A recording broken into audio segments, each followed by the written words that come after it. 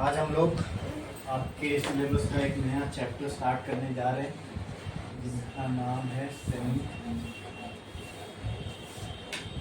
Conductors. ठीक है, अब पहले तो ये समझते हैं कि सेमी कंडक्टर्स है क्या, और इसमें इस चैप्टर में आपको सिर्फ सेमी कंडक्टर्स ही नहीं, semiconductors as a material क्या होता है, फिर उससे इसके अलावा उससे रिलेटेड जो चीज़ें कुछ बनती है वो डिवाइसेस के बारे में हमको पढ़ना है। ठीक है, और यहाँ पर आपके सिलेबस में तो इसका नाम शायद सेमी कंडक्टर डिवाइसेस है। ठीक है, अच्छा, एक चैप्टर आपको 11th में रहा होगा सेमी कंडक्टर नाम का, बराबर, और यहाँ पर क्या है, सेमी कंडक्टर डिवाइसेस। तो आपको तो मेजरली इसमें सेमी कंडक्टर से बनने वाले डिवाइसेस के ही बारे में पढ़ना है जो आपके 12th में है। ठीक है, वो तभी समझ में आएगा जब सेमीकंडक्टर समझ में आया होगा कि सेमीकंडक्टर क्या होते हैं, कैसे काम करते हैं, फंडामेंटल लेवल पे उनमें क्या होता रहता है जिसकी वजह से इनसे ये डिवाइसेस बनाए जाते हैं। ठीक है, तो ही हम सेमीकंडक्टर डिवाइसेस स्टार्ट कर सकते हैं, क्योंकि इस चैप्टर में पहला ही डिवाइस रेक्टिफायर है, रेक्टिफायर। ठीक है, और वो एक सेमीकंडक्टर, वो पीएन जंक्शन डायोड से बनता है। पीएन जंक्शन डायोड क्या होता है पता है, कैसे काम करता है पता है, रिवर्स बायस, फॉरवर्ड बायस। हाँ, कितने लोगों को पता है रिवर्स बायस और फॉरवर्ड बायस क्या होता है पीएन जंक्शन डायोड में? बोलो। तो फिर आप बिल्कुल इसमें आगे ही नहीं बढ़ सकते। ठीक है, 90% लोगों को नहीं मालूम है क्या होता है, तो इसमें हम लोग आगे ही नहीं बढ़ सकते। तो पहले हमको वो सारी चीज़ें जान लेना ज़रूरी है कि पीएन जंक्शन डायोड क्या होता है, वो कैसे काम करता है। पीएन जंक्शन डायोड बनता है सेमीकंडक्टर से, पी टाइप एन टाइप, तो उसके लिए P type N type semiconductor समझना पड़ेगा। ये दोनों इम्प्योर सेमीकंडक्टर है, तो फिर प्योर भी कोई होगा तो वो समझना पड़ेगा प्योर सेमीकंडक्टर क्या होता है। तो प्योर सेमीकंडक्टर समझने के लिए पहले ही समझना पड़ेगा सेमीकंडक्टर क्या होता है। ठीक है, तो हम लोग एकदम बेसिक से शुरुआत करने वाले हैं, व्हाट इज सेमीकंडक्टर। ठीक है, तो चलो शुरू करते हैं। हाँ, तो सेमीकंडक्टर क्या है, लिखो पहले इसका डेफिनेशन लिख लो, एकदम समझने वाला, समझा डेफिनेशन। इसके नाम से क्या लग रहा है, सेमी कंडक्टर। नाम से क्या लग रहा है, सेमी कंडक्टर, नाम सुन के क्या लग रहा है, कंडक्टर जैसा कुछ सुने हो? क्या होता है कंडक्टर, क्या होते हैं कंडक्टर्स, क्या होते हैं? The materials which allows electricity to flow through it are called as conductors, और जो नहीं अलाउ करते उनको इंसुलेटर्स। तो सेमीकंडक्टर क्या हो सकता है? कैसा नहीं लग रहा सेमीकंडक्टर यानी आधा अधूरा कंडक्टर, सर्कल का आधा सेमी सर्कल। तो उसी तरह आधा कंडक्टर बोल सकते हो आप उसको, ये एकदम बहुत ही आम भाषा में समझाने के लिए आपको बता रहा हूँ, इसको आप आधा कंडक्टर बोल सकते हो। इसका मतलब क्या, ये आधा कंडक्टर मतलब इसकी कंडक्टर क्या होता है, जिनकी कंडक्टिविटी बहुत अच्छी होती है। ठीक है, उनको बोलते हैं कंडक्टर। जो रूम टेम्परेचर पे इलेक्ट्रिसिटी को इजीली फ्लो करवा सकते हैं, उनको बोलते हैं कंडक्टर। इंसुलेटर क्या होते हैं, जो बिल्कुल इलेक्ट्रिसिटी अपने अंदर से फ्लो नहीं करा सकते, और अगर कराना है तो उनके लिए बहुत हाई टेम्परेचर चाहिए। ठीक है, सेमीकंडक्टर होते हैं ये, तो इसके नाम से हम ऐसा समझ सकते हैं, ये ना तो कंडक्टर जितना अच्छा कंडक्टर है, ना ही ये इंसुलेटर जितना बुरा कंडक्टर है। ठीक है, इंसुलेटर यानी बुरा कंडक्टर, बैड कंडक्टर, यही हो गया ना, इंसुलेटर का दूसरा नाम है बैड कंडक्टर। तो मैं ये बोल सकता हूँ सेमीकंडक्टर इन दोनों के बीच में कहीं लाया करता है, यानी सेमीकंडक्टर जो कंडक्टिविटी है। ठीक है, कंडक्टिविटी का मतलब क्या, क्षमता, एबिलिटी टू कंडक्ट करंट, इसी को बोलते हैं कंडक्टिविटी। कंडक्टर की कंडक्टिविटी मतलब एबिलिटी टू फ्लो करंट बहुत ज्यादा होती है कंडक्टिंग मटेरियल्स की, इंसुलेटर की बहुत कम होती है, बराबर। सेमीकंडक्टर, तो इसको सेमीकंडक्टर क्यों बोल रहे हैं, इसकी कहीं ना कहीं बीच में लाई करती है, क्या लाई करती है, conductivity, ability to flow current through it. आई बात समझ में? तो सेमीकंडक्टर पहले तो समझ में आना चाहिए है क्या, it is a type of material. क्या ये एक तरह का मटेरियल है, आई बात समझ में? क्लियर है? एक तरह का मटेरियल है। अब ये ऐसे मटेरियल्स होते हैं सेमीकंडक्टर जिनकी कंडक्टिविटी ना तो कंडक्टर जितनी अच्छी होती है ना इंसुलेटर जितनी बुरी होती है। क्या? कंडक्टिविटी। और कंडक्टिविटी का मतलब करंट को अपने अंदर से फ्लो करवाने की क्षमता। अगर कंडक्टर है तो उसके, और उसको मैंने रूम टेम्परेचर पे रखा, यहीं पे मैंने इंसुलेटर रखा और यहीं पे सेमीकंडक्टर रखा, तीनों में से सबसे ज्यादा करंट किस में से फ्लो होगा? कंडक्टर में से। उससे कम सेमीकंडक्टर में से। सबसे कम तो सेमीकंडक्टर की जो कंडक्टिविटी है कहीं ना कहीं इन दोनों के बीच में लाई कर रही है। ठीक है, इसलिए हमने उसको, क्योंकि करंट कंडक्ट करता है इसलिए वहां से हमने कंडक्टर उठाया, उसका आधा लगभग कंडक्ट करता है इसलिए सेमीकंडक्टर। ठीक है, अब मैं ये नहीं बोल सकता एकदम ही आधा करता है, ये समझ लो कि उसको ना ये नाम देना उसको बेस्ट सूटेड इसलिए था क्या ना इसकी कंडक्टिविटी, कंडक्टर जितनी अच्छी है ना इंसुलेटर जितनी बुरी है, कहीं बीच में लाया कर, इसलिए हमने किससे कह दिया? सेमीकंडक्टर। ठीक है, लेकिन ये बोल सकते हम लोग कि सेमीकंडक्टर जैसे अल्टरनेटिंग करंट के बाद मुझे ऐसा लगता है यही ये बहुत रेवोल्यूशनरी चीज थी जिसने 20th सेंचुरी के फेस को बदल के रख दिया। ठीक है, जितनी बड़ी बड़ी सर्किट्स होते थे, जितने बड़े बड़े अप्लायंसेस होते थे, वो सब को इसने आपके हाथ में ला के रख दिया। ठीक है, ये सेमीकंडक्टिंग मटेरियल्स की वजह से ही पॉसिबल हो पाया, सेमीकंडक्टर्स की वजह से। कैसे? जो प्रोसेसिंग पावर, जैसे मान लो आज जो ऑपरेशंस आपका मोबाइल फोन परफॉर्म करता है, वैसे ही ऑपरेशंस को परफॉर्म करने के लिए इस रूम से 4 गुना बड़े कंप्यूटर लगते थे। ठीक है, सब मैकेनिकल पार्ट्स यूज होते थे। ओके, बट आज वही उससे 10 गुना ज्यादा कंप्यूटिंग पावर आपके हाथ में है, और ये दिन पे दिन इसके अंदर जो प्रोसेस करने के लिए, जो टास्क को प्रोसेस करने का काम करता है, अंदर एक चिप लगी होती है जिसको हम प्रोसेसर बोलते हैं। ठीक है, वो करता है, और ये प्रोसेसर किससे बना होता है? सेमीकंडक्टिंग मटेरियल से। ठीक है, अब ये सेमीकंडक्टर ही थे जिसके वजह से आप अपने आसपास की जो दुनिया है इसको आप बदलते हुए देख रहे हो। जितनी जो ये पावरफुल फोन्स बन रहे हैं, ये क्यों पॉसिबल है? पावरफुल चिप्स की वजह से। पावरफुल चिप्स क्यों पॉसिबल है? Because of semiconducting materials. मैंने आपको बताया था ना, एक दुनिया की बहुत बड़ी कंपनी है जो इन चिप्स को बनाती है, जो एप्पल, सैमसंग और भी कई सारी कंपनी इसके लिए चिप्स बनाती है, ये प्रोसेसर वाली चिप। ठीक है, उसका नाम है Taiwan semiconductor manufacturing company, TSMC। ठीक है, तो जितनी भी आप देख रहे हो ना आपके आसपास स्मार्ट चीजें, smartphone, smart watch, smart ring, जो भी स्मार्ट देख रहे हो ना आप अपने आसपास अप्लायंस, विदाउट सेमीकंडक्टर पॉसिबल ही नहीं हो सकते थे। तो उनको बनाने के लिए जो सर्किटरी चाहिए, जो चिप चाहिए, is not possible without a semiconductor. तो इसका अपने आसपास की दुनिया के बदलने में बहुत बड़ा रोल है। और जब हमने इसके पोटेंशियल को जाना, तो इसलिए मैं समझता हूँ कि ये ऐसी खोज थी जिसने 20th सेंचुरी के फेस को बदल के रख दिया।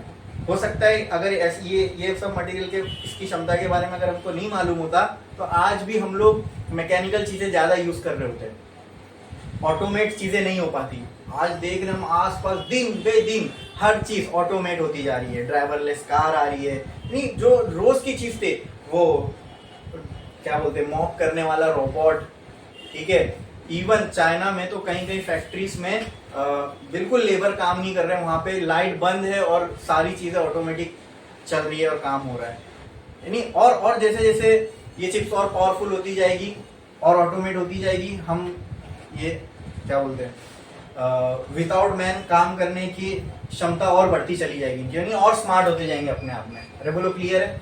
तो ये सब चीज जो है आसपास आपके क्यों पॉसिबल हो पा रही है, उनमें एक चिप लगी हुई है जो ये सब जो प्रोसेस हो रहे हैं उनको करवाने में हेल्प कर रही है। एंड दैट चिप किससे बनी है? वो सेमीकंडक्टर से ही बनी है। ये उसको बनाना अपने आप में कॉम्प्लेक्स चीज है, बहुत कॉम्प्लेक्स चीज है, लेकिन है उसमें कौन सा मटेरियल? सेमीकंडक्टर। ठीक है, तो अब अपन तो एकदम बेसिक्स में देख रहे हैं। ठीक है, आपको ये समझ में आना कि ये चैप्टर आपके सिलेबस में है क्यों पढ़ रहे हैं हम लोग, क्या रोल है इसका आपके आसपास आप जितने देख रहे हो, ये इसका जो सर्किट होगा इसके अंदर, ठीक है, इसके रिमोट में जो सर्किट होगा, मेरे फोन में या जितनी भी स्मार्ट चीज आप देख रहे हो, अंदर सेमीकंडक्टर मटेरियल यूज हुआ ही है, तभी वो काम कर पा रही है। ठीक है, इवन ये LED लाइट इसके नीचे आप बैठे हो, ये पुरानी लाइट जैसी नहीं है। पुरानी लाइट में क्या होता था, टंगस्टन का एक वो होता था, बल्ब होता था। ठीक है, अंदर एक रिंग होती थी, जब वो ऑन करते थे तो रिंग में ऐसा ऑरेंज हो जाती थी, फिर वो लाइट जलती थी। देखे हो ना कैरम वैरम के ऊपर, ये वैसे बल्ब थोड़ी है, LED है, लाइट एमिटिंग डायोड। जब आप पीएन जंक्शन डायोड पढ़ोगे तो समझ में आएगा वो सेमीकंडक्टर से बना है, ये भी सेमीकंडक्टर ही है। जो एलईडी आप देखते हो जो घरों में यूज होती है, इट इज ऑल्सो सेमीकंडक्टर। अब देखो पुरानी लाइटें जो यूज होती थी, अगर वो 100 वाट की लाइट और ये 100 वाट की लाइट, अगर छोड़ दो, वो 100 वाट की लाइट अगर लूमेंस ब्राइटनेस की यूनिट होती है, अगर वो 100 वाट की लाइट 100 लूमेंस दे रही है, ठीक है, मतलब मान लो एक रूम को रोशन कर रही है, तो ये 100 एलईडी में जो 100 लूमेन की लाइट होगी ना, वो 20 वाट ही कंज्यूम करेगी। यानी 100 वाट का मतलब क्या, वो चलने के लिए 100 वाट लेगा और 100 लूमेंस देगा। यहाँ पे 100 लूमेंस का मतलब कि 20 वाट लेगा और 100 लूमेंस देगा, तो मतलब ब्राइटनेस दोनों उतनी ही दे रहे, लेकिन पावर ये कम कंज्यूम कर रहा है। वाह, तो दोनों हाथ घी में, ऑटोमेशन भी हो रहा है, सस्ता भी है, काम भी वही कर रहा है, तो उसका अडॉप्शन भी बहुत फटाफट हुआ। ठीक है, बोलो क्लियर है। और सिलिकॉन एक सेमीकंडक्टिंग मटेरियल है, ठीक है, जो अर्थ में बहुत अबंडेंस में अवेलेबल भी है, ये भी इसकी खास बात है। Silicon is a type of pure semiconductor which is available on earth in abundance. वाह, ये तो मुंह कड़ाई में फिर है क्या नहीं। एक तो साला इसको यूज करो तो चीजें एफिशिएंट हो रही है, चीप हो रही है, सस्ती हो रही है, बेटर हो रही है, तो लोग इसको ज्यादा से ज्यादा यूज करेंगे। वो करने के लिए इसकी अवेलेबिलिटी होनी चाहिए, वो भी है, तो इसके अराउंड कितनी सारी डेवलपमेंट हो रही है, समझ में आ रहा है। ठीक है, सेमीकंडक्टर यूज करके कितना हम लोग डेवलप कर गए। अब जब तक हो सकता है कोई और क्लास ऑफ मटेरियल ना आए, ठीक है, माइक्रोसॉफ्ट काम कर रहा है अलग ही स्टेट पे मटेरियल के, जिसको टोपोलॉजिकल स्टेट बोलते हैं, उसमें क्वांटम फिनोमिना है वो। तो जब तक और एक क्लास ऑफ मटेरियल नहीं आ जाती जो इससे भी ज्यादा रेवोल्यूशनाइज कर दे चीजों को, तब तक तो दुनिया जो भी अभी जो भी देख रहा है हम लोग आसपास डेवलपमेंट, ये किसके बेस के ऊपर हो रहा है, सेमीकंडक्टर पे। कोर में क्या है, सेमीकंडक्टिंग मटेरियल ही है काम कर रहा है जो।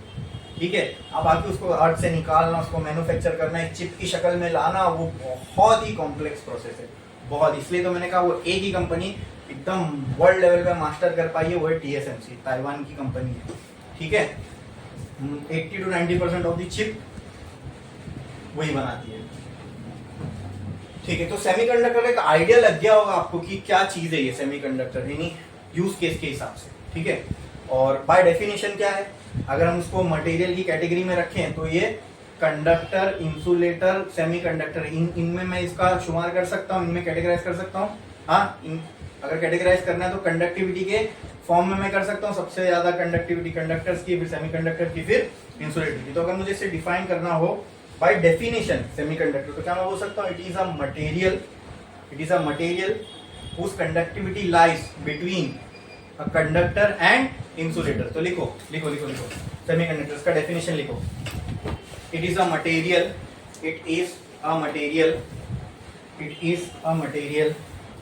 whose conductivity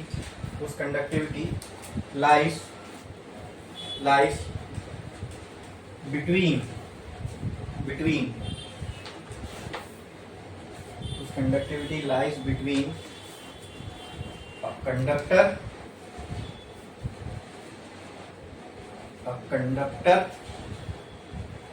and an insulator।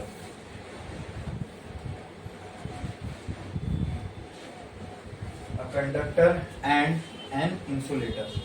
लिखे आपने इतना? ठीक है, अब आगे बढ़ते हैं। ठीक है, अब क्या ऐसी चीज है जो सेमीकंडक्टर को डिजायरेबल बनाती है यूज करने के लिए? क्या ऐसी चीज हमने इसमें देख लिया कि इसको बेस्ट सूटेड बनाती है ऐसे टाइप के चिप्स वगैरह बनाने के लिए?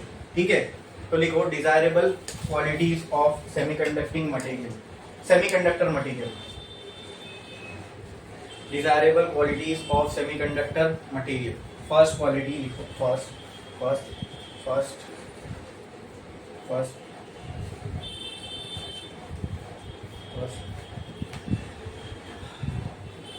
its conductivity depends on temperature। So we can control its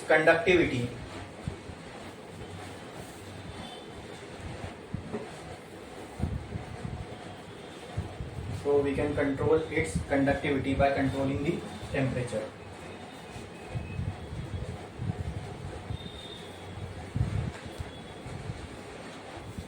next it allows current to flow only in one direction. It allows current to flow only in one direction. Allows current to flow only in one direction. Allows current to flow only in one direction. ये दो सबसे बड़े advantage थे जिसके लिए digital circuits में इनका बहुत ज्यादा यूज होता है। ये सारे डिजिटल सर्किट्स ही है ना। देखो पहले ये घड़ियां ऐसी आती थी, उसको बोलते हैं एनालॉग, ठीक है, कांटे, अंदर सब मैकेनिकल चीजें लगी, गियर्स वगैरह। फिर अभी जो आती है वो डिजिटल वॉच आती है, उसमें कांटे वगैरह नहीं, इसके बदले डिजिटल सर्किट, अंदर माइक्रो प्रोसेसर होगा, कंट्रोलर होगा, वो सारी चीजें चिप लगी होगी अंदर, ठीक है। एप्पल वॉच हो गई, सैमसंग वॉच हो गई, या कोई भी अदर कंपनी की वॉच हो गई, बराबर, वो डिजिटल चीज है वो। अब डिजिटल सर्किट में जो सिग्नल्स होते हैं वो 1 या 0 के फॉर्म में होते हैं, ठीक है। अगर सेमीकंडक्टर एक ही डायरेक्शन में करंट अलाउ करता है फ्लो होने, तो जब इसमें से करंट फ्लो होगा, मान लो करंट फ्लो होने की स्टेट को ये 1 समझता है, हमने सर्किट को ऐसे डिजाइन किया, करंट ना फ्लो तो उस स्टेट को ये 0 समझेगा। तो इसके वो तो अलग एक पूरी फील्ड है, ठीक है। बट ये दो मेजर एडवांटेजेस की वजह से हम सेमीकंडक्टर को यूज करते हैं। अच्छा, क्या इससे पहले ये चीजें हम अचीव नहीं कर सकते थे? बिल्कुल कर सकते थे, लेकिन यही दो चीज अचीव करने के लिए ना बहुत बल्कि सेटअप लगता था। मैं उसमें जाऊंगा नहीं, ठीक है, वो सब भी मैं आपको बता सकता हूँ, लेकिन वो हमारे पार्ट नहीं सिलेबस पर, अननेसेसरी उस पर टाइम देके कोई मतलब नहीं। ये जो चीज है कि करंट एक ही डायरेक्शन में फ्लो हो, करंट को हम कंट्रोल कर सके, ये पॉसिबल था पहले भी, लेकिन यही चीज को करने के लिए नहीं, ये जो सेमीकंडक्टर कर रहा है ना बाय नेचर, मतलब जो इसके अंदर नेचर ने दी हुई है एबिलिटी, ये हमको अगर कराना है कोई सर्किट के अंदर, तो उसके लिए जो सेटअप लगता था वो बहुत बल्कि था, ठीक है। वो अगर इतनी सी चीज अगर बल्कि होगी और ऐसे 100 जगह पर मुझे ये ऑपरेशन परफॉर्म करना है, तो ओवरऑल जो भी मशीन बनेगी वो कितनी बड़ी हो जाएगी। आप समझ रहे हो क्यों सेमीकंडक्टर के आने से चीजें इतनी हमारे पाम पे आ गई, छोटी हो गई? क्योंकि वही यही काम जो सेमीकंडक्टर कर रहा है, पहले हमें नंबर ऑफ पार्ट्स के कॉम्बिनेशन बना के वही ऑपरेशन परफॉर्म करवाना पड़ता था कि यही एक डायरेक्शन में करंट को फ्लो कराना है, करंट को कंट्रोल करना है, तो उसके लिए काफी 10-15 पार्ट यूज होते थे, तब जाके ये सारी चीजें हम अचीव कर पाते थे। अब वो सबकी नीड ही खत्म हो गई ना। वो ये दोनों काम ये अकेला सेमीकंडक्टर मटेरियल खुद ही कर रहा है, ठीक है, और बहुत छोटी सी जगह लेके कर रहा है। तो होगा क्या इससे? जो भी तुम्हारी मशीन थी जो यही काम कर रही थी, वो मशीन अब क्या आ गई? छोटी हो गई। और जैसे जैसे हम इसके ऊपर और रिसर्च करेंगे, प्रोग्रेस कर रहे हैं, और धीरे धीरे वो चीजें और छोटी होती जा रही है। तो मैंने बताया ना, आज से 50-70 साल पहले वो यही जो काम आपका फोन कर रहा है, ऐसे ऑपरेशन परफॉर्म करने के लिए आपको इसके जैसे 4 रूम बड़े कंप्यूटर लगते थे। आज वो आपके पाम पे आ गई है। अरे बोलो, क्लियर है? समझ में आ रहा है? ठीक है। तो ऐसा नहीं है कि इससे पहले ये दोनों काम होते नहीं थे, होते थे, लेकिन उसके वो काम करवाने के लिए जो सेटअप लगता था वो बहुत बल्कि था। बोलो, क्लियर है? समझ में? बल्कि होगा तो उसको मैन्युफैक्चरिंग करना भी मुश्किल होगा, हाँ, कॉस्ट ज्यादा लगेगा, सब कुछ। अब ये बाय नेचर प्रॉपर्टी इसके अंदर है, तो सारी नीड खत्म हो गई, वो पार्ट्स को बनाने की जरूरत नहीं, मैन्युफैक्चरिंग कॉस्ट बच गया, लेबर कॉस्ट बच गया, ठीक है, और ये तो टास्क परफॉर्म कर ही रहा है। बोलो, क्लियर? समझ में आया? ठीक है। हाँ, अब अक्सर बच्चों को डाउट होता है कि टेम्परेचर के साथ जो इसकी कंडक्टिविटी कैसे होती है। कंडक्टर जो है उसकी कंडक्टिविटी टेम्परेचर के बढ़ने से कम होती है, और सेमीकंडक्टर की कंडक्टिविटी टेम्परेचर के बढ़ने से बढ़ती है। ये बड़ा कंफ्यूजन रहता है बच्चे लोग को, ठीक है, क्योंकि वो ये इसको भी कंडक्टर जैसा हम समझते हैं कि इंसुलेटर जैसा तो नहीं, कंडक्ट करंट करवा रहा है, लेकिन अब उसमें भी बहुत डीप में मैं जाके आपको समझा सकता हूँ ऐसा क्यों होता है, लेकिन अगेन उसके लिए फिर मुझे आपको 11th का करंट इलेक्ट्रिसिटी का जो चैप्टर है वो समझाना पड़ेगा, conductor core level, atomic level पे क्या काम करता है, ठीक है। ऐसा ही समझ लो, इसको थोड़ा सा ब्रीफ में बताता हूँ। हाँ, रूम टेम्परेचर पे कंडक्टर के अंदर ऑलरेडी 10⁻23 के लगभग फ्री इलेक्ट्रॉन्स होते हैं, ठीक है। अब टेम्परेचर आपने बढ़ा, टेम्परेचर बढ़ाने से हीट बढ़ेगी, हीट बढ़ने से इलेक्ट्रॉन को एनर्जी मिलेगी, कुछ इलेक्ट्रॉन्स और फ्री हो जाएंगे। अब जहां पहले ही भीड़ है इलेक्ट्रॉन्स की इतनी ज्यादा, ठीक है, और इलेक्ट्रॉन के फ्लो को करंट का फ्लो बोलते हैं, इलेक्ट्रॉन ऐसे नहीं, ऐसे स्मूथली फ्लो होते हैं, इलेक्ट्रॉन ड्रिफ्ट करते हैं, ठीक है, कंडक्टर के अंदर, इसलिए हम उसकी वेलोसिटी को, उसको चलने की वेलोसिटी को ड्रिफ्ट वेलोसिटी बोलते हैं, ठीक है। वैसे टकरा टकरा के चलता है, ऐसा सीधा सीधा नहीं चलता है इलेक्ट्रॉन, ऐसे बहुत सारे। अभी मान लो एकदम ऐसे एग्जांपल, हम लोग कहीं भीड़ भाड़ वाली जगह देखो जहाँ एक साथ लोग आगे जा रहे हैं एक डायरेक्शन में, अब जिसको आगे बढ़ना है वो ऐसा सीधा सीधा नहीं बढ़ता, ऐसा टकरा के, ऐसा ऐसा ऐसा ऐसा, फिर आगे बढ़ता तो है आगे, लेकिन कैसा, यहाँ वहां जब बहुत भीड़ हो किसी जगह में, इंसान को आगे बढ़ना है तो आगे तो वो बढ़ता है, लेकिन एकदम स्मूथली नहीं, टकरा टकरा के। आई बात समझ में? क्लियर है? तो अगर उसमें और भीड़ बढ़ जाए तो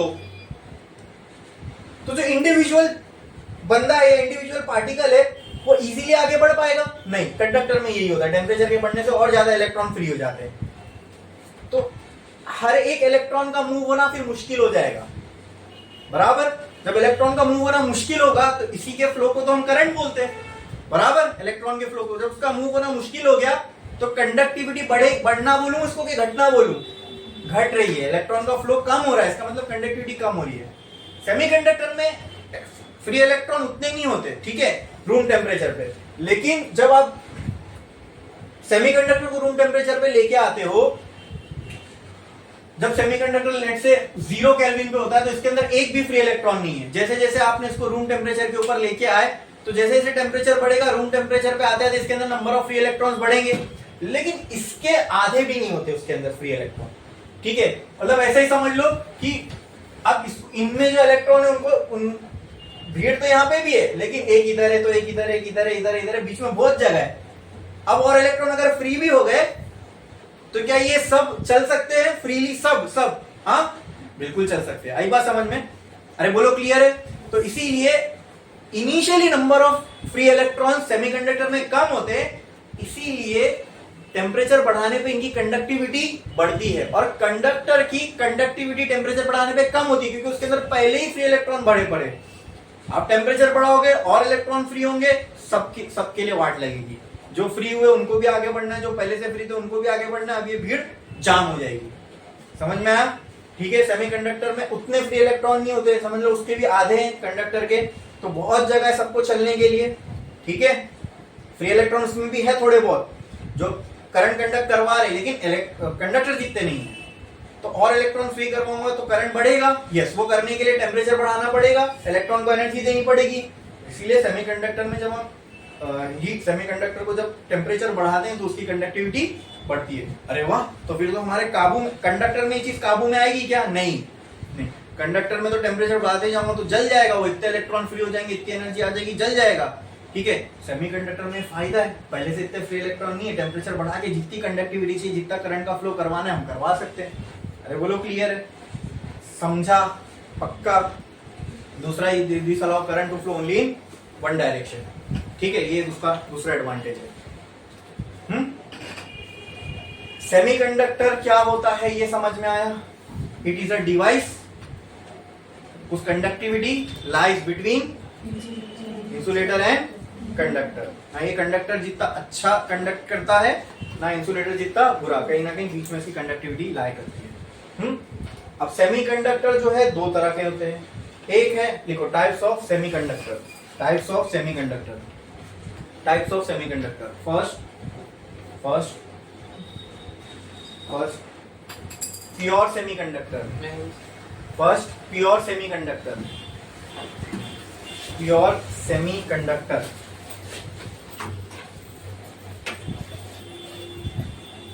pure semiconductor. Second impure semiconductor. Impure semiconductor, impure semiconductor. देखो, प्योर सेमीकंडक्टर का मतलब क्या? ये वो टाइप का सेमीकंडक्टर मटेरियल है जो हमें नेचर से मिलता है, जो नेचर से एज इट इज मिले। इम्प्योर का मतलब क्या? नेचर से जो मिला उसमें हमने कुछ मिला है। अब ये क्या हो गया? इम्प्योर। आई बात समझ में? है वो भी सेमीकंडक्टर, लेकिन हमने अब उसमें कुछ मिला दिया, उसको इम्प्योर कर दिया, तो उसके कहते हैं इम्प्योर सेमीकंडक्टर। तो जो बाय नेचर है दैट इज प्योर, जैसा नेचर से मिलता है, उसमें हमने कुछ मिलाया उसकी प्रॉपर्टी को और एनहांस करने के लिए, अब वो हो गया इम्प्योर। बोलो क्लियर? प्योर सेमीकंडक्टर तो जो चीज हमें नेचुरली मिलती है, या जो प्रॉपर्टीज किसी चीज के पास बाय नेचर होती है। जैसे मान लो आप में से कोई बहुत सॉफ्ट स्पोकन है बचपन से, बस उसके नेचर में ही है, ठीक है, तो मैं कह सकता हूं ये आपकी इंट्रिंसिक प्रॉपर्टी है। क्या है? Something which is given you by nature, ठीक है, which is embedded in you by nature. ठीक है, ऐसी चीज को बोलते हैं इंट्रिंसिक। तो प्योर सेमीकंडक्टर बाय नेचर ऐसी है, नेचर ने उसको ये प्रॉपर्टी दी है, इसलिए हम इसे इंट्रिंसिक सेमीकंडक्टर भी बोलते हैं। ठीक है, लिखो, intrinsic semiconductor.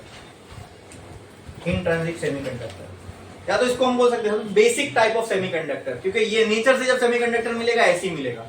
Intrinsic mean something which is very basic, something which is very natural, ठीक है, इसको बोलते हैं इंट्रिंसिक। ये इंग्लिश मीनिंग है इंट्रिंसिक का, ठीक है। तो ये सबसे बेसिक फॉर्म ऑफ सेमीकंडक्टर है। कैसा बेसिक? क्योंकि नेचर से ऐसा मिलता है, इससे बेसिक और क्या हो सकता है, ठीक है। सिर्फ प्योर सेमीकंडक्टर, इंट्रिंसिक सेमी। तो इम्प्योर सेमीकंडक्टर का भी कुछ नाम होगा, उसको बोलते हैं एक्सट्रिंसिक सेमीकंडक्टर, ठीक है। ठीक है, वो नेचुरल नहीं है, वो बेसिक नहीं है, ठीक है। Extrinsic semiconductor, EXTRINSIC, extrinsic semiconductor. लिखा आपने? इंट्रिंसिक सेमीकंडक्टर, एक्सट्रिंसिक सेमीकंडक्टर, ठीक है। तो पहले हम इम्प्योर बनता कैसे? प्योर में कुछ मिला के। तो पहले हमको प्योर समझना पड़ेगा क्या होता है, बराबर, ठीक है। तो प्योर सेमीकंडक्टर क्या होता है, और लिखो, देखो स्टार डालो, लिखो pure semiconductor. Pure semiconductor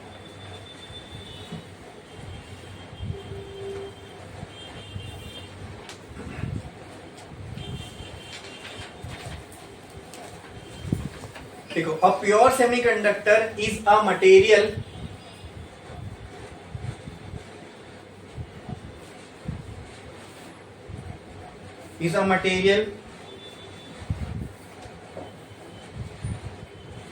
with tetravalent atom,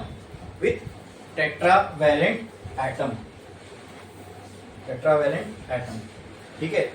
bracket में लिखो, टेट्रावेलेंट का मतलब 4 electron in outer most shell,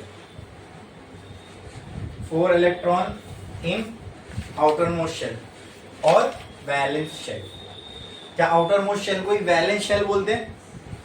तो टेट्रावेलेंट का मतलब, टेट्रा का मतलब 4, वैलेंट इसका मतलब ऐसा मटेरियल जिसके एटम में 4 नहीं, टेट्रावेलेंट का मतलब ऐसा मटेरियल जिसके एटम के वैलेंस शेल में 4 इलेक्ट्रॉन हो, उनको हम क्या बोलते हैं? प्योर सेमीकंडक्टर बोलते हैं। ऐसा मटेरियल जिसके एटम के वैलेंस शेल में 4 इलेक्ट्रॉन हो, उनको हम क्या कहते हैं? प्योर सेमीकंडक्टर, ठीक है, ठीक है। अच्छा, तो चलो, जैसे कि एक प्योर टाइप का सेमीकंडक्टर है जिसका नाम है सिलिकॉन, एक और है जिसका नाम है जर्मेनियम, ठीक है। तो हम लोग सिलिकॉन का एग्जांपल लेके चलते हैं। मान लो ये सिलिकॉन का एक एटम है, ठीक है। टेट्रावैलेंट का मतलब क्या? इसके वैलेंस शेल में कितने इलेक्ट्रॉन होंगे? 4। सिर्फ आउटर मोस्ट शेल की बात कर रहे हैं हम लोग, ठीक है। और क्यों आउटर मोस्ट शेल की बात कर रहे हैं? क्योंकि देखो, सेमीकंडक्टर को हमको पता है जब हीट देंगे तो इसमें से इलेक्ट्रॉन फ्री होंगे, इलेक्ट्रॉन फ्री होंगे तो वो मूव करने के लिए अवेलेबल होंगे, तो मूव करने के लिए अवेलेबल होंगे तो मूविंग इलेक्ट्रॉन क्रिएट्स करंट। तो जब ज्यादा इलेक्ट्रॉन मूव करने के लिए अवेलेबल है मतलब करंट बढ़ेगा। टेम्परेचर बढ़ा के आपने क्या किया? इलेक्ट्रॉन फ्री किया, इलेक्ट्रॉन फ्री करने से करंट बनेगा, जितने ज्यादा इलेक्ट्रॉन फ्री उतना ज्यादा करंट मिलेगा। बोलो क्लियर है? तो वैलेंस शेल का ही क्यों, वैलेंस शेल को ही क्यों हम पकड़ के चलते हैं? क्योंकि सबसे ज्यादा प्रोबेबिलिटी फ्री होने की किसकी है? जो सबसे बाहर है उसकी, बराबर। बोलो क्लियर है? क्योंकि उसको जब एनर्जी मिलेगी सबसे बाहर वाले को, वो डायरेक्ट फ्री हो जाएगा, उसके बाद कोई शेल ही नहीं है जंप करने के लिए, ठीक है। क्या हो जाएगा? फ्री। बोलो, समझ में आया? ठीक है, ठीक है। तो इसके वैलेंस शेल में कितने इलेक्ट्रॉन है? 4। तो मैं सिर्फ 4 बना रहा हूं, ओके। 1 2 3 4। क्लियर है इतना? ठीक है। अब कहीं पे अगर मान लो सिलिकॉन का एक क्रिस्टल है या सिलिकॉन बल्क में रखा है, ठीक है। अब इसके पास, इसके वैलेंस शेल में 4 इलेक्ट्रॉन है, ठीक है। इसके एक और बाजू में सिलिकॉन का ही एटम होगा, सिलिकॉन में सिलिकॉन के बाजू में एटम होगा, उसके पास भी 4 इलेक्ट्रॉन है, बराबर। अब ये स्टेबल होने के लिए या अपना ऑक्टेट बनाने के लिए क्या करेंगे? हर एक जन अपना एक इलेक्ट्रॉन आपस में शेयर करेगा, ठीक है। तो सबका ऑक्टेट कंप्लीट होगा। अरे बोलो, हाँ। तो क्या मैं बोल सकता हूँ, इसके बाजू में अगर मैं एक और सिलिकॉन का एटम बनाऊं, ठीक है, तो उसके पास भी कितने होंगे? 1 2 3 4, बराबर। यहां पर भी एक सिलिकॉन का एटम बनाओ तो इसके पास भी कितने वैलेंस इलेक्ट्रॉन होंगे? 1 2 3 4। यहां पर भी बनाओ तो इसके पास भी 1 2 3 4 बराबर। यहाँ पर बनाऊं तो इसके पास भी कितने वैलेंस इलेक्ट्रॉन 1 2 3 4। क्लियर है? हाँ, अब इनको अपना ऑक्टेट कंप्लीट करना है तो ये आपस में बाजू बाजू वाले से कौन सा बॉन्ड बनाएंगे? Covalent bond. तो इन दोनों ने बना लिया एक बॉन्ड, ठीक है, इसने इसके साथ बना लिया, ऐसे ही अपने ऊपर वाले के साथ बनाएगा। अरे बोलो, ये दोनों ने बना लिया। क्लियर? ये दोनों ने बना लिया, ये दोनों ने बना लिया, ऐसे ये अपने ऊपर वाले के साथ बनाएगा। इसके भी बाजू में कोई होगा ना सिलिकॉन का दूसरा एटम, वो बनाएगा। ये अपने बाजू वाले से बनाएगा, ये अपने नीचे वालों से बनाएगा, ये भी अपने नीचे वालों से बनाएगा। ये यहाँ पर भी अगर मैं एक सिलिकॉन का एटम लूँ, यहाँ पे 1 2 3 4, ये ऊपर वालों के साथ बनाएगा, ये बाजू वालों के साथ बनाएगा, ये दोनों आपस में बनाएंगे, ये भी इसके बाजू वाले के साथ बनाएगा, ठीक है, ये दोनों बनाएंगे। क्लियर है? फिर यहाँ पर भी अगर मैं सिलिकॉन का आइटम ले लूँ तो बनाया नहीं ना, ठीक है, डाउनलोड किसी के साथ बनाएगा। ओके, बोलो क्लियर है? सब ने आपस में क्या बना लिया? Covalent bond. तो ऐसा कुछ स्ट्रक्चर दिखेगा एक सेमीकंडक्टिंग मटेरियल का। अरे बोलो क्लियर? हाँ, या यहाँ पर भी कोई एक और सिलिकॉन का आइटम होगा उसका, यहाँ पे समझ में आ रहा है ना? हाँ, ठीक है। यहाँ कोई इलेक्ट्रॉन फ्री लग रहा है आपको? अब कोई फ्री इलेक्ट्रॉन है यहाँ पे? नहीं है, यहाँ पे कोई फ्री इलेक्ट्रॉन नहीं है कंडक्शन करने के लिए, है क्या? लेकिन जब हम उसको रूम टेम्परेचर पे लेके आते हैं, 0 डिग्री केल्विन पे, जब हम उसको लेके, हमने देखा कि 0 डिग्री केल्विन पे या एब्सोल्यूट 0 टेम्परेचर के ऊपर सिलिकॉन में मतलब कोई एटम कहीं नहीं हिलेगा, सब अपनी अपनी जगह पर है, ठीक है। कि भाई एकदम कोल्ड कर दी ना हमने इसको, कोई एनर्जी दे ही नहीं रहा बाहर से, सब स्टेबल है। जैसे जैसे टेम्परेचर बढ़ेगा, टेम्परेचर बढ़ने से क्या होता है दोस्तों? एनर्जी मिलती है, हीट आती है, एनर्जी मिलती है। एनर्जी किसके पास जाती है? इलेक्ट्रॉन के पास। इलेक्ट्रॉन एनर्जी लेके क्या करेगा? एक्साइटेड हो जाएगा, एक्साइटेड होके क्या करेगा? जंप करेगा। तो वैलेंस शेल वाले जब जंप करेंगे तो क्या हो जाएंगे? फ्री।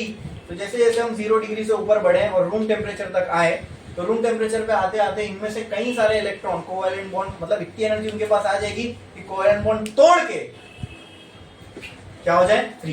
क्या हो जाए? फ्री। बोलो क्लियर है इतना? हाँ, तो एट रूम टेम्परेचर सेमीकंडक्टर के अंदर कुछ फ्री इलेक्ट्रॉन्स आपको ऑलरेडी मिलेंगे। बोलो क्लियर? अरे बोलो, समझ में आया? ठीक है, तो एक काम करता हूं मैं, एट रूम टेम्परेचर, हाँ यहां बात कर रहा हूं मैं, एट रूम टेम्परेचर, मान लो इनमें से कुछ इलेक्ट्रॉन फ्री हो गए, तो मैं इसमें से यहाँ पे एक को फ्री कर देता हूँ, ठीक है। ये यहाँ से एक इलेक्ट्रॉन निकला और यहाँ फ्री हो गया। बोलो क्लियर है?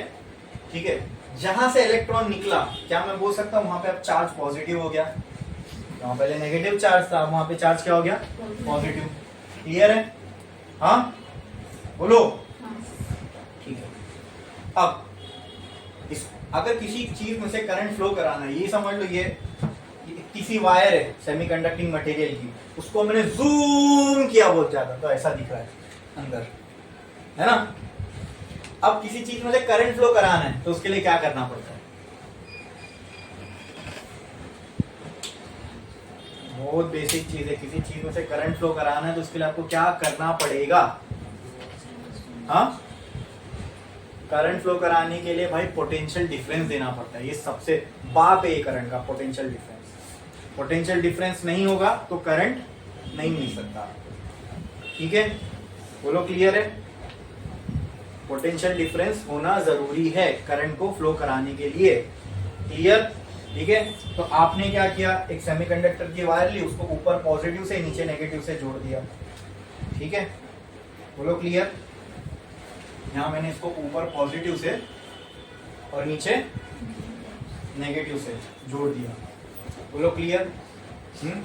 तो इलेक्ट्रिक फील्ड लाइन कहाँ से कहाँ जाएगी? पॉजिटिव से नेगेटिव कि नेगेटिव से पॉजिटिव? ऐसी जाएगी। ये होगा इलेक्ट्रिक फील्ड लाइन का डायरेक्शन। अब आप दो तरीके से समझ सकते हो, इलेक्ट्रिक फील्ड जिस डायरेक्शन में जाती है, इलेक्ट्रॉन उसके ऑपोजिट डायरेक्शन में फ्लो होता है, बराबर। तो यहाँ से इलेक्ट्रॉन फ्री हो गया।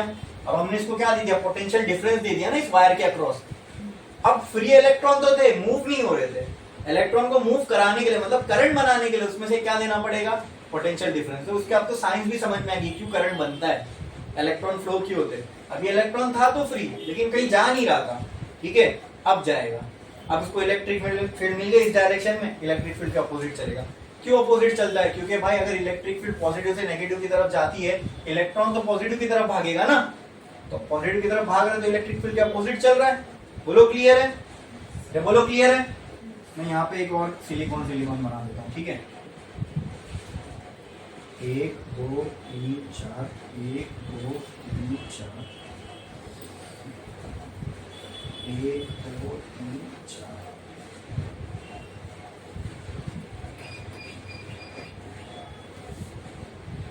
ठीक है, अब यहां जगह खाली हो गई, यहां जगह फ्री हो गई, ठीक है। ये इलेक्ट्रॉन ने देखा यहां जगह खाली है, इसके पास भी थोड़ी ताकत थी, ये फ्री हुआ, ये यहां जाके बैठ गया, ठीक है। फिर यहां जगह खाली हो गई तो ये हो गया पॉजिटिव चार्ज। बोलो क्लियर है? बोलो क्लियर है? जहां जगह खाली हो गई, जहां इलेक्ट्रॉन गायब हुआ, मतलब ऐसा समझ जाओ वहां पहले इलेक्ट्रॉन था, ठीक है। अब वहां से इलेक्ट्रॉन गया तो ये जगह खाली हो गई, इसको हम कहते हैं होल क्रिएट हो जाना। क्या क्रिएट हो जाना? Hole. A hole got created here. लेकिन अगर मैं आपसे पूछूं उस जगह का चार्ज क्या होगा? पॉजिटिव। क्यों पॉजिटिव? क्योंकि वहां से इलेक्ट्रॉन गया, नेगेटिव चार्ज गया तो वहां पे क्या चार्ज बन गया होगा? पॉजिटिव। बोलो क्लियर है? बोलो क्लियर है? तो holes are the positive charge thing inside a semiconductor. और इलेक्ट्रॉन तो है ही, वो तो नेगेटिव चार्ज है, सबको मालूम है। ये क्लियर है? क्योंकि इसका बहुत बड़ा रोल है, बहुत बड़ा रोल है आगे समझने में। Holes and electrons. बोलो फिर से, सेमीकंडक्टर में पिक्चर में एक चीज आई, होल्स। यहाँ क्या क्रिएट हुआ था? इलेक्ट्रॉन के निकलने से होल। तो यहाँ ये एक होल हुआ, लेकिन अब जब मैं इसको पोटेंशियल डिफरेंस दूंगा, एक छोटा सा टुकड़ा है, सिलिकॉन के तो करोड़ों एटम होंगे ना, उन करोड़ों में खरबों इलेक्ट्रॉन फ्री हुए होंगे, लाखों फ्री हुए होंगे, लाखों होल क्रिएट होंगे, तो क्या मैं बोल सकता हूँ होल्स क्रिएट हुए। बोलो क्लियर है? And what will be the charge of that holes? Positive. क्या होगा? पॉजिटिव। याद रखना, ठीक है। सेमीकंडक्टर के अंदर जब इलेक्ट्रॉन फ्लो होते हैं तो वहां इलेक्ट्रॉन तो फ्लो होते हैं, लेकिन उसके चक्कर में एक और चीज क्रिएट हो जाती है, उसको क्या बोलते हैं? होल्स। क्या बोलते हैं? अब ध्यान से देखना, अगर मान लो इलेक्ट्रॉन, यहां वाला इलेक्ट्रॉन फ्री हो गया, ठीक है, ठीक है, या मान लो ये इलेक्ट्रॉन जो है इसने देखा रे यहाँ वाला, यहाँ जगह खाली है, तो ये एक इलेक्ट्रॉन निकला और यहाँ जाके बैठ गया, यहाँ जाके बैठ गया, ठीक है। अच्छा, जब ये अब यहाँ पे इलेक्ट्रॉन आ गया, हो सकता है यहाँ वाला इलेक्ट्रॉन निकला होगा तो ये इलेक्ट्रॉन यहाँ जाके बैठ जाए। At any given point of time number of electron और नंबर ऑफ होल्स अगर मैं आपसे पूछूं तो क्या होगा? कम होगा, ज्यादा होगा कि इक्वल होगा? मान लो जब ये पोटेंशियल डिफरेंस नहीं लगा था, ये इलेक्ट्रॉन इधर रहा होगा, ये इलेक्ट्रॉन इधर रहा होगा, जब एक भी होल्स थे क्या? नहीं। जैसे ही इलेक्ट्रॉन बाहर निकले होल क्रिएट हो गया। एक इलेक्ट्रॉन बाहर निकला तो कितना होल क्रिएट हुआ? एक। दो इलेक्ट्रॉन बाहर निकला होगा तो दो। ऐसे 10 निकले होंगे तो 10, 1 लाख निकले होंगे तो, क्योंकि इलेक्ट्रॉन निकल रहा है तभी होल बन रहा है, राइट। तो अगर मैं पूछूं पूरे मटेरियल के अंदर number of electron, number of holes की संख्या, नंबर ऑफ फ्री इलेक्ट्रॉन छोड़ दो, नंबर ऑफ इलेक्ट्रॉन भी छोड़ दो, नंबर ऑफ फ्री इलेक्ट्रॉन की खाली मैं बात करूं, number of free electrons and number of holes क्या होंगे? इक्वल होंगे। कि जब इलेक्ट्रॉन नहीं फ्री था तब होल भी नहीं था, दोनों जीरो। एक इलेक्ट्रॉन निकला, एक होल बना, 2 इलेक्ट्रॉन निकले, 2 होल बने, समझे? 10 इलेक्ट्रॉन निकले, 10 होल बने। At any given point of time in a pure semiconductor, number of electron equal to number of holes. ये बात क्लियर है? ये समझ में आया? हाँ। अब समझो करंट कैसे कंडक्ट हो रहा है। सिंपल, इलेक्ट्रॉन को लेके चलो, हमें इलेक्ट्रॉन से समझना है। इलेक्ट्रॉन के फ्लो को करंट बोलते हैं। हाँ, इलेक्ट्रॉन यहाँ से फ्री हुआ, यहाँ से एक इलेक्ट्रॉन फ्री हुआ, कहाँ जाएगा? इधर जाएगा, इधर जाएगा, ऊपर जाएगा, नीचे जाएगा? ऊपर जाएगा। क्यों? क्योंकि यहाँ पॉजिटिव चार्ज है, ठीक है। यहाँ पे एक जगह खाली थी, ये इलेक्ट्रॉन ने क्या किया? वो जगह खाली है भाई, ऑक्टेट बनाना है ना, तो यहाँ से इलेक्ट्रॉन जाके यहाँ बैठ गया, ठीक है। लेकिन उस चक्कर में ये जगह खाली हो गई, ठीक है। नीचे से अब ये इलेक्ट्रॉन यहाँ वाले, अब आप बोलोगे सर मान लो ये इलेक्ट्रॉन भी निकल गया, ये इलेक्ट्रॉन बीच में, ठीक है, इसको तो दोनों जगह है होल भरने के लिए, ये यही क्यों भर रहा है? अब समझ में क्यों भर रहा है? क्यों? इलेक्ट्रिक फील्ड इस डायरेक्शन में, इलेक्ट्रॉन यहाँ मूव कर ही नहीं सकता, यहाँ इसको रिपल्शन मिलेगा, नेगेटिव चार्ज है, कहाँ मूव करेगा? ऊपर, तो ये वाला होल भरेगा। ये वाले होल को कौन भरेगा? यहां से कोई इलेक्ट्रॉन फ्री हुआ होगा, ये वाला होल भरेगा। अच्छा, अब ध्यान से देखते जाओ, ध्यान से देखते जाओ, ध्यान से। मैं सिर्फ एक एग्जांपल लेके चल रहा हूं और आप उसको समझना। इलेक्ट्रॉन ठीक है, मैं बोलता हूं ये इलेक्ट्रॉन पहले फ्री हुआ, यहां से एक इलेक्ट्रॉन निकला, वो फ्री हो गया, ठीक है। यहां क्या क्रिएट हो गया, क्या क्रिएट हो गया, क्लियर क्लियर, ठीक है। ये इलेक्ट्रॉन ने देखा यहां जगह खाली है, चलो बोले कुर्बानी देता हूं, अपना छोड़ो इसको, इसका पहले स्टेबल करो। ये उड़ा, ये जाके यहां बैठ गया, तो ये हो गया, इलेक्ट्रॉन इधर पहुंच गया, लेकिन यहाँ क्या होल, ठीक है। इसने देखा इसको ये जगह खाली है, भाई अपने को कुर्बानी देना पड़ेगा, अपना साथी जो है कमजोर है, टुकड़ा उसका टूट गया, ये गया यहाँ पे जाके बैठा, यहाँ से इलेक्ट्रॉन फील कर दिया, लेकिन यहाँ क्रिएट क्या हो गया। अब गौर से देखो जरा, आपको ये समझ में आएगा, इलेक्ट्रॉन का फ्लो इस डायरेक्शन में हो रहा है और एक पॉजिटिव चार्ज का फ्लो इस डायरेक्शन में हो रहा है। क्या ऐसा नहीं लग रहा? आप, हम करंट को तो समझते हैं इलेक्ट्रॉन के फ्लो से, तो इलेक्ट्रॉन तो ये डायरेक्शन में फ्लो हो रहा है, लेकिन क्या मैं उसका भी उल्टा भी ट्रू बैठ सकता है? क्या मैं बोल सकता हूँ होल अपोजिट डायरेक्शन में फ्लो हो रहे? देखो ना, पहले होल इधर था, फिर इधर था, फिर इधर, ऐसा नहीं जा रहा होल? हाँ, अच्छा, क्या ये सेंस भी बनाता है कि पॉजिटिव वाला चार्ज नेगेटिव की तरफ जाना चाहिए? देखो यहाँ नेगेटिव चार्ज तो है, हाँ हाँ, तो फिर ये हमारी वो प्रॉब्लम को भी दूर कर देता है जो हम सर्किट में समझते हैं कि हम पॉजिटिव से करंट का फ्लो कराते हैं, बराबर। करंट का फ्लो मतलब इलेक्ट्रॉन का फ्लो, बराबर, अरे बराबर, हाँ। तो अब इसमें से अंदर जो करंट इलेक्ट्रॉन जो फ्लो हो रहा है, ये तो ये वायर पूरे बैटरी के अंदर वाली चीज है, यहाँ पॉजिटिव यहाँ नेगेटिव, बोलो क्लियर। अब इस डायरेक्शन में जो फ्लो हो रहा है वो पॉजिटिव की तरफ, वो किसका फ्लो हो रहा है? इलेक्ट्रॉन का फ्लो हो रहा है। और नेगेटिव डायरेक्शन में नहीं, नेगेटिव की तरफ कौन जा रहा है? होल जा रहा है। तो मेरा क्या ये बोलना सही होगा, इलेक्ट्रॉन के फ्लो, अच्छा इलेक्ट्रॉन की फ्लो की वजह से करंट बनता है, ये सबको पता है। तो कहना है से electrons are the charge carriers. Charge carrier का मतलब क्या? जो करंट को कंडक्ट करवाए, उसको क्या बोलते हैं? Charge carrier. क्या बोलते हैं? तो कहना है से in pure semiconductor electrons are the charge carrier, का मतलब जो चार्ज लेके चल रहा है, तो इलेक्ट्रॉन के पास चार्ज है, वो लेके चल रहा है, बोलो क्लियर है। लेकिन क्या सिर्फ यही बोलना सही होगा? एक और चार्ज है, मुझे वो भी मूव होता हुआ दिख रहा है। देखो वो लिटरली मूव नहीं कर रहा है, इलेक्ट्रॉन तो लिटरली मूव कर रहा है, वो खुद एक पार्टिकल ऐसा कुछ चल रहा है। पॉजिटिव वाला मूव करते हुए नहीं दिख रहा, पॉजिटिव वाला बन इलेक्ट्रॉन के खाली होने की वजह से रहा है, लेकिन अपेरेंटली अगर देखें, अपेरेंटली मतलब ये अपीयर हो रहा है कि पॉजिटिव वाला अपोजिट में चल रहा है। समझ में आ रहा है कि नहीं आ रहा है? तो कहना है से holes are also a charge carrier in a semiconductor. तो करंट का फ्लो बताना है, आप दोनों से बता सकते हो, ठीक है, आइदर फ्लो ऑफ इलेक्ट्रॉन से या फिर फ्लो ऑफ होल से। Both are charge carriers inside a semiconductor, बोलो क्लियर है? समझ में आया? होल और इलेक्ट्रॉन्स का कॉन्सेप्ट समझ में आया? क्लियर है? दोनों को क्या बोलते हैं? Charge carriers. क्या बोलते हैं? Charge carriers. अच्छा, कहीं पे अगर नंबर ऑफ इलेक्ट्रॉन ज्यादा हो और नंबर ऑफ होल्स कम हो, तो क्या मैं बोल सकता हूं यहाँ मेजॉरिटी इलेक्ट्रॉन्स की ज्यादा है, तो वहां पे इलेक्ट्रॉन्स बन जाते हैं मेजॉरिटी चार्ज कैरियर्स। क्या बोल जाते हैं? देखेंगे हम आगे, पहले बोलो इतना समझ में आया? इलेक्ट्रॉन होल्स का कंसेप्ट समझ में आया? जैसे एक इलेक्ट्रॉन फ्री हुआ, वहां क्या क्रिएट हो जाएगा? होल। हमें एक्चुअल में तो यही होता है कि इलेक्ट्रॉन आगे बढ़ता है, बट अपीयर मैं बोल सकता हूं दिख रहा है कि होल्स भी आगे बढ़ रहे हैं अपोजिट डायरेक्शन में, बोलो क्लियर है? उसके पास भी चार्ज है, तो मैं उसको भी चार्ज कैरियर बोल सकता हूं, बोलो क्लियर? अरे बोलो क्लियर? समझ में आया? ठीक है, यही होता है प्योर सेमीकंडक्टर। क्लियर? कोई डाउट? पक्का? ठीक है, लिखा आपने प्योर सेमीकंडक्टर? लिखा आपने प्योर सेमीकंडक्टर, उसका डेफिनेशन लिखा, एग्जांपल लिखो, silicon germanium, silicon and germanium, silicon and germanium, silicon and germanium.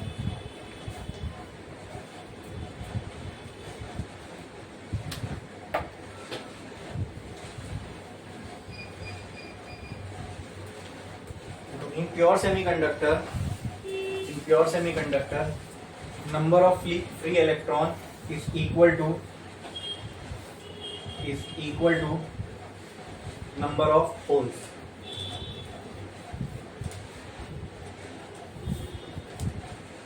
Ne equal to NH, bracket में लिखो Ne is equals to NH.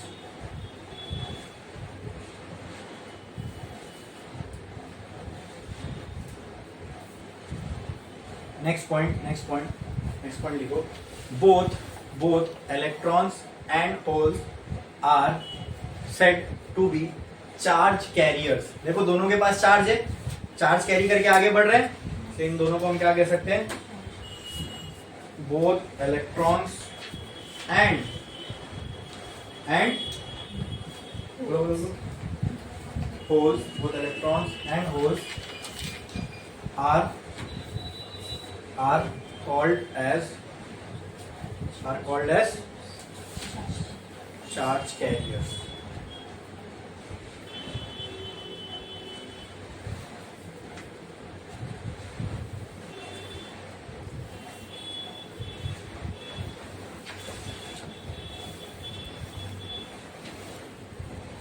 Are called as charge carriers. Clear है? इतना समझ में आया?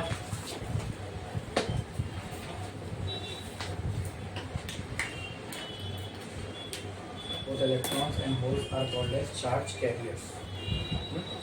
अब इसको है ना हम लोग एक और तरीके से समझ सकते हैं, कंडक्टिविटी, कंडक्टर, इंसुलेटर और सेमीकंडक्टर की, बाय अ डायग्राम. उसको बोलते हैं एनर्जी बैंड डायग्राम. क्या?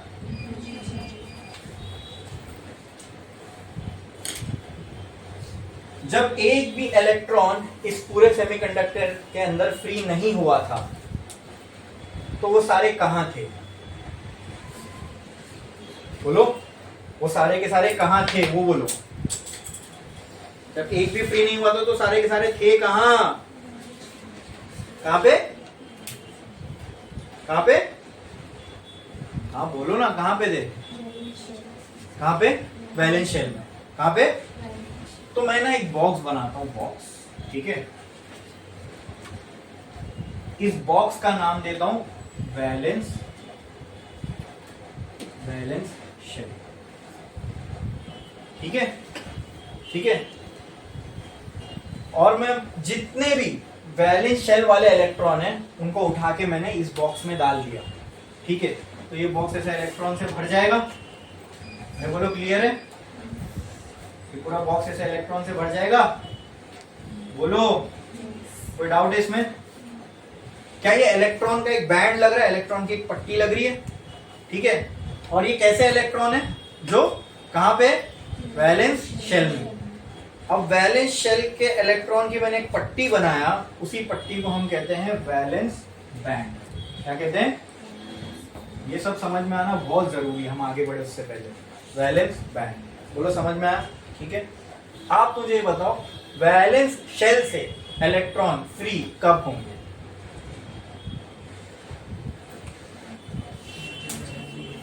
एग्जैक्टली जब उन्हें एनर्जी मिलेगी. बराबर, जब उन्हें एनर्जी मिली और वो फ्री हुए, क्या वो कंडक्ट करने के लिए तैयार है? बोलो. ठीक है, मान लो हमने वैलेंस शेल वाले इलेक्ट्रॉन को एनर्जी दे दी. ये इलेक्ट्रॉन्स क्या हो जाएंगे? Free free free. बराबर बराबर. और क्या करने लग जाएंगे? कंडक्शन. क्या करने लग जाएंगे? अब वो जो फ्री इलेक्ट्रॉन है जो कंडक्ट करने के लिए अवेलेबल है, उन सबको मैंने जमा किया और उनको भी एक डब्बे में डाल दिया. है तो इलेक्ट्रॉन ही. बोलो, लेकिन अब ये वाले इलेक्ट्रॉन कौन से? बोलो. अच्छा, ये आएंगे कहां से? क्या वैलेंस से ही आएंगे? वैलेंस वाले शेल से ही आएंगे. हाँ, ये इलेक्ट्रॉन फ्री हुए.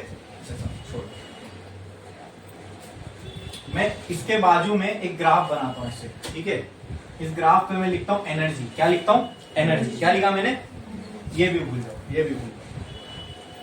ये पट्टी दिख रही है ना आपको? पट्टी के बाजू में मैंने खाली क्या बनाया? ग्राफ. और ग्राफ के वाई एक्सिस पे मैंने लिखा एनर्जी. क्या लिखा? एनर्जी. ठीक है, एनर्जी. मुझे बताओ, ये वैलेंस शेल वाले इलेक्ट्रॉन को अगर मैं एनर्जी दूं तो ये क्या हो जाएंगे? फ्री. ये सारे इलेक्ट्रॉन मान लो यहां से फ्री हो गए, ये ये इलेक्ट्रॉन क्या हो गए, फ्री। लेकिन फ्री होंगे, मान लो यहाँ एनर्जी 0 है, जैसे जैसे मैं ऊपर जाऊंगा एनर्जी क्या होगी, बढ़ेगी, बढ़ेगी। ये वाले फ्री कब होंगे, जब इनको एनर्जी दोगे। तो ऑब्वियसली जो भी यहां से इलेक्ट्रॉन निकलेंगे एनर्जी के मुकाबले यहां से तो ऊपर ही रहेंगे।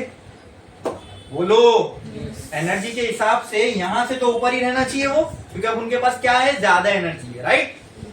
और ज्यादा एनर्जी है तो बैलेंस में भी नहीं रहेंगे, फ्री हो चुके होंगे, बराबर। और एनर्जी के स्केल पे अगर मैं उसको मेजर करूं तो उनके पास एनर्जी ज्यादा होगी। क्या ये एनर्जी का गैप है दोनों के बीच में, ठीक है। अच्छा, ये बैलेंस वाले इलेक्ट्रॉन थे, इनको एनर्जी मिली है, फ्री हो गए। तो एनर्जी के हिसाब से अगर मैं देखूं तो ये फ्री वाले इलेक्ट्रॉन्स, ये कौन से हैं, फ्री इलेक्ट्रॉन्स, ठीक है। इनके पास एनर्जी क्या होगी, इनसे ज्यादा होगी, तभी तो ये फ्री हुए, बराबर बराबर, ठीक है ठीक है ठीक है। अब मैंने क्या किया, वो सारे फ्री इलेक्ट्रॉनों को जमा किया, उनको एक बॉक्स में भर दिया। क्या ये फ्री इलेक्ट्रॉन का बैंड दिख रहा है, क्या ये भी इलेक्ट्रॉन का बैंड है, लेकिन कैसे वाले इलेक्ट्रॉन, जो फ्री है।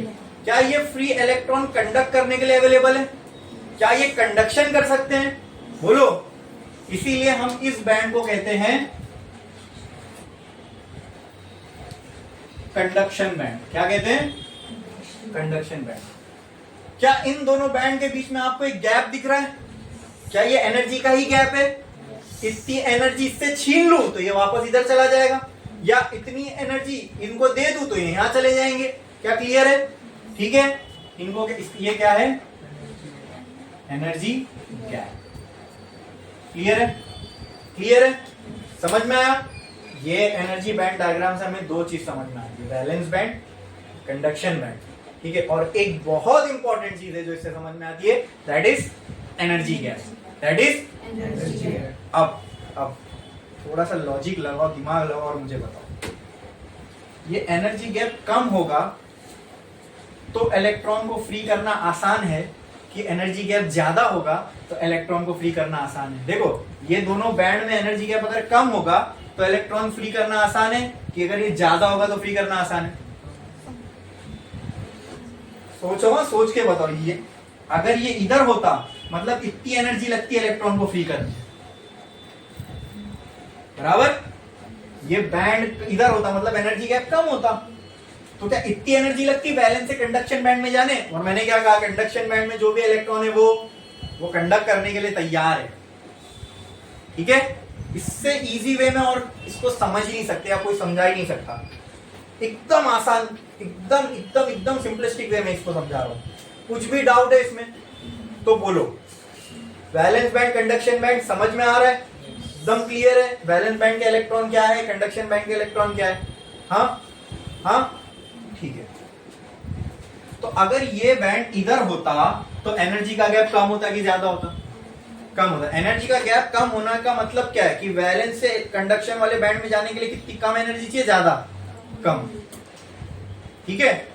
वही मुझे बताओ कि कौन से केस में इलेक्ट्रॉन को फ्री करना ज्यादा इजी है, जिसमें एनर्जी गैप कम है या जिसमें एनर्जी गैप ज्यादा है, जिसमें एनर्जी गैप कम है। तो अगर अब यही सेम डायग्राम अगर मैं आपको बोलूं कंडक्टर के लिए बनाओ तो ये वाला है जो कंडक्शन बैंड है ये नीचे आ जाएगा।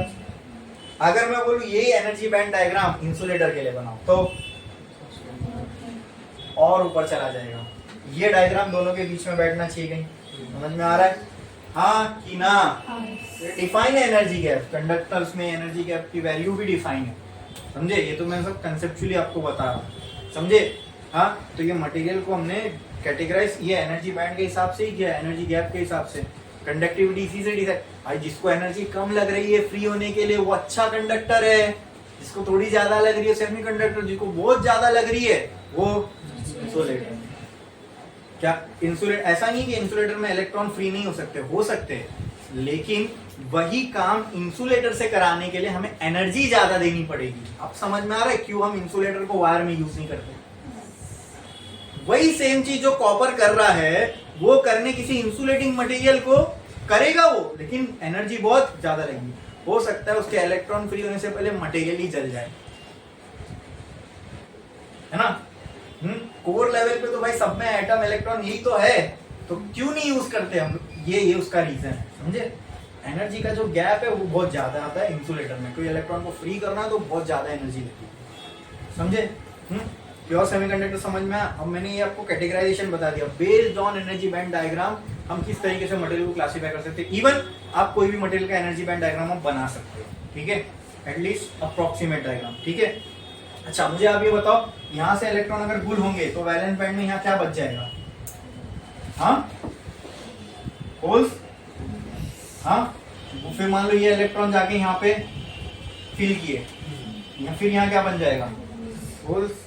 ये भी वैलेंस वाले हैं, ये मत सोचना नीचे शेल वाले, ये कौन सा बैंड है, वैलेंस, यहाँ सब वैलेंस वाले ही इलेक्ट्रॉन है, तो कोई और का वैलेंस वाला इलेक्ट्रॉन यहाँ इसको आगे फिल करेगा, फिर ये क्या हो जाएगा, खाली।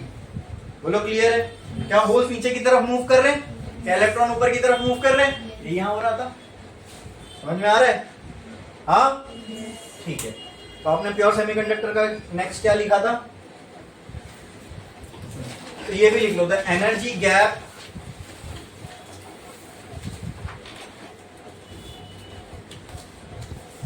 the energy gap between valence band and conduction band for a semiconductor is moderate is moderate is moderate is moderate is moderate as compared to as compared to as compared to as compared to conductors and insulators, conductors and insulators.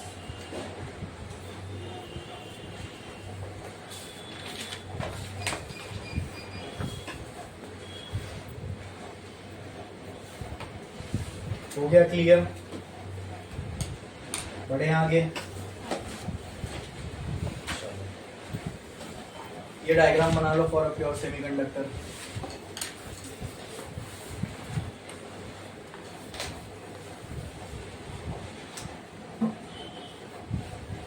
क्या रहने दो diagram मत बनाओ, समझ में भी वैसे तो इतना आएगा नहीं, डायग्राम मत बनाओ। एक लाइन थोड़ा स्टार दो लो और लिखो energy band diagram, energy band diagram,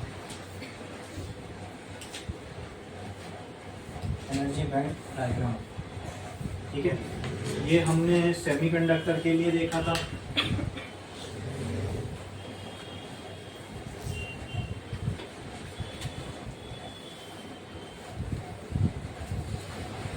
इसको वर्किंग में तो आप देख नहीं सकते ना, उसके अंदर आपको तो ये समझना पड़ेगा जो मैंने बताया।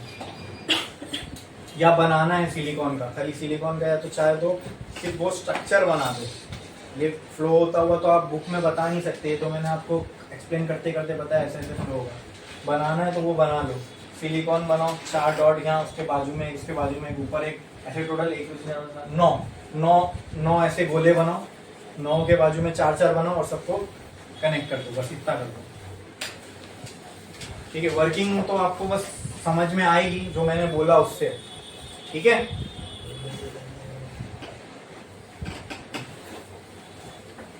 ये प्योर सेमीकंडक्टर का एक स्ट्रक्चर आपको समझ में आएगा कि प्योर सेमीकंडक्टर ऐसे दिखता है।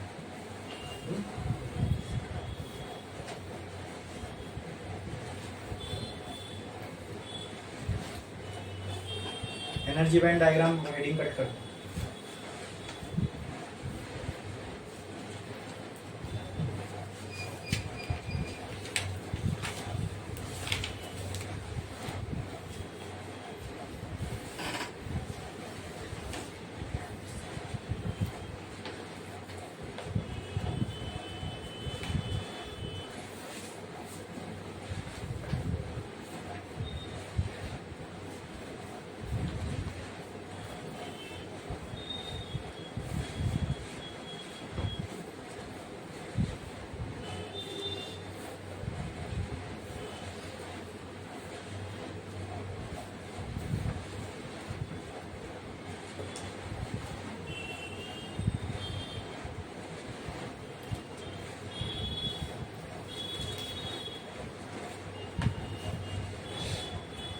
देखिए ये प्योर सेमीकंडक्टर का स्ट्रक्चर है। ओके, अब एक लाइन छोड़ो, स्टार डालो और लिखो energy band diagram, energy band diagram.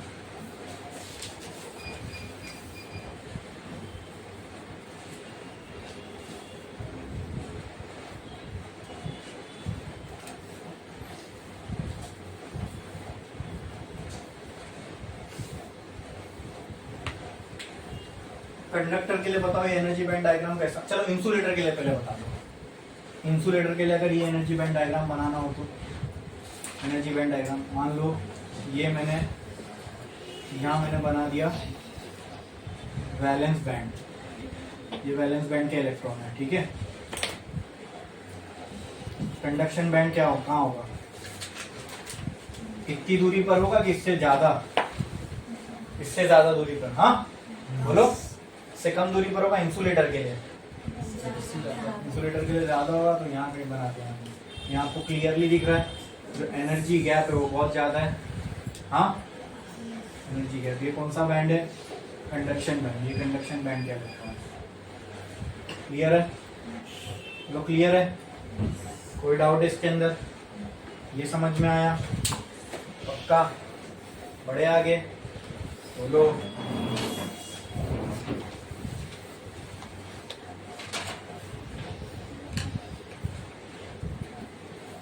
Conductors की बात करते हैं, ठीक है। मान लो ये वैलेंस बैंड है, ठीक है, कंडक्टर के लिए। तो कंडक्शन बैंड का गैप और वैलेंस बैंड का गैप कम होगा। एक्चुअली कंडक्टर में कुछ ऐसा होता है,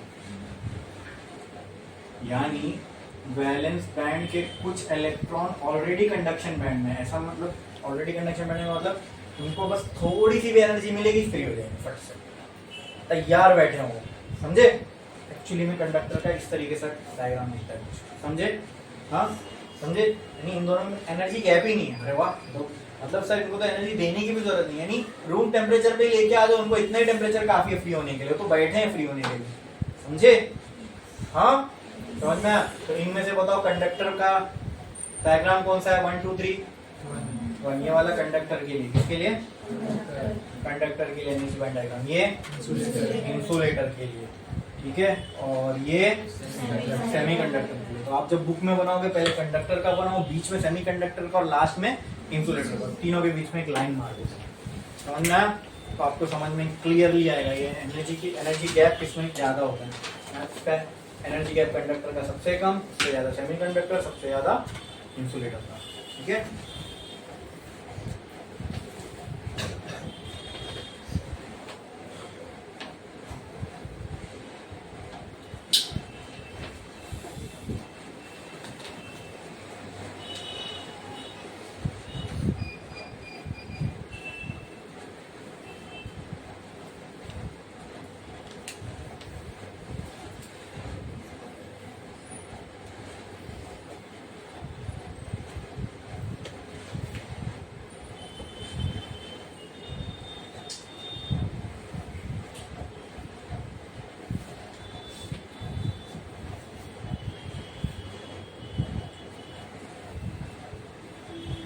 ये सारी बातें रूम टेम्परेचर की होगी, ये जो भी मैंने डायग्राम बनाया हो फॉर रूम टेम्परेचर पे ये होता है, ठीक है।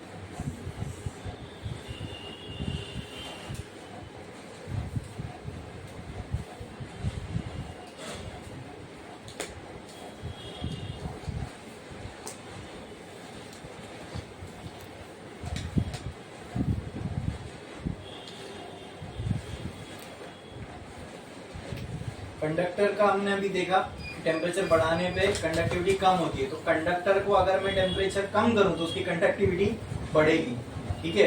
ऐसे कंडक्टर को सुपर कंडक्टर बोलते हैं, थोड़ा सुपर कंडक्टिंग मटेरियल। तो कंडक्टर होता है, सेमी कंडक्टर होता है, सुपर कंडक्टर होता है, इंसुलेटर होता है,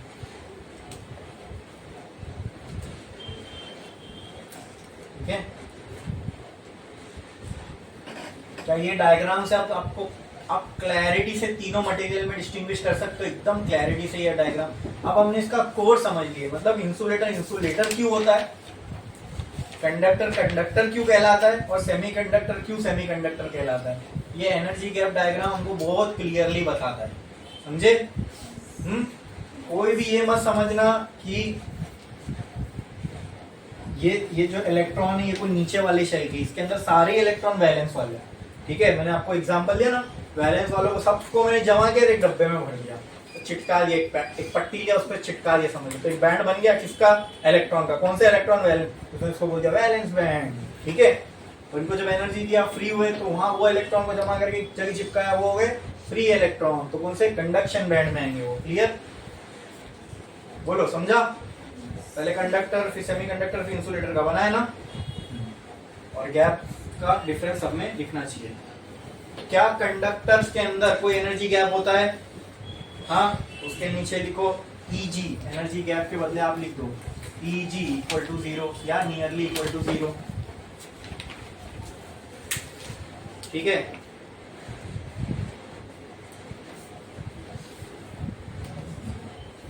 इनमें सेमीकंडक्टर में क्या एनर्जी गैप होता है? हाँ, प्योर सेमीकंडक्टर की अभी हम लोग बात कर रहे हैं। तो प्योर सेमीकंडक्टर में मैं आपको दो एग्जांपल्स की वैल्यू, सिलिकॉन एंड जर्मेनियम। अगर सिलिकॉन का सेमीकंडक्टर है तो इनमें जो एनर्जी गैप होता है ये 1.1 इलेक्ट्रॉन वोल्ट का होता है, और जर्मेनियम का अगर सेमीकंडक्टर है तो उसमें होता है 0.7 इलेक्ट्रॉन वोल्ट। मतलब क्या कि अगर सिलिकॉन को आपने रूम टेम्परेचर पे इतनी एनर्जी दे दी, इलेक्ट्रॉन फ्री होने लग जाएंगे, कोवेलेंट बॉन्ड तोड़ के फ्री होने लग जाएंगे। जर्मेनियम में आपने रूम टेम्परेचर पे इतनी एनर्जी दे दी तो उसके इलेक्ट्रॉन फ्री होने लग जाएंगे। समझ में आया? बोलो, क्लियर है? इससे कम एनर्जी पे सारे के सारे कहाँ रहेंगे? वैलेंस में। ठीक है, कंडक्शन अगर आपको करना है तो इलेक्ट्रॉन फ्री होते रहने चाहिए, बराबर।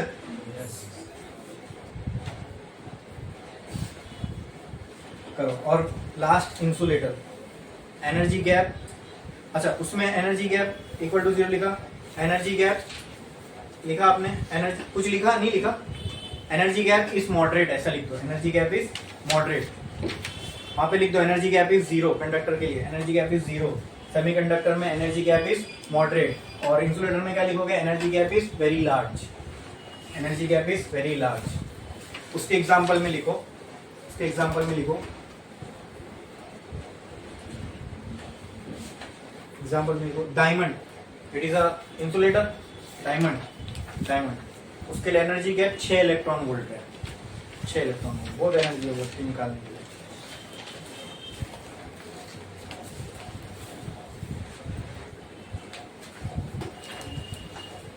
क्लियर, ये चीज समझ में आई?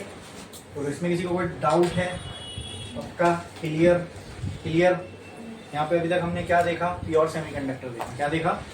Pure semiconductor. प्योर सेमीकंडक्टर सबको समझ में आया? अच्छा, ऐसे सेमीकंडक्टर ऐसे फॉर्म में हमें नेचर से मिलता है, ठीक है, टेट्रावैलेंट में। ओके, ये है प्योर सेमीकंडक्टर, सिलिकॉन है, जर्मेनियम है, ये सब क्या है? Pure semiconductor. ठीक है, सेमीकंडक्टर को सेमीकंडक्टर बोलते क्यों है? समझ में आया? एनर्जी गैप हमने देखा इन मटेरियल्स का, ना वो कंडक्टर जितना कम था, ना इंसुलेटर जितना ज्यादा था, कहीं बीच में लाई कर रहा था, तो उससे डिफाइन होती है कंडक्टिविटी, तो कंडक्टिविटी इनकी भी इनके बीच में लाई करेगी सेमीकंडक्टर्स की। समझे?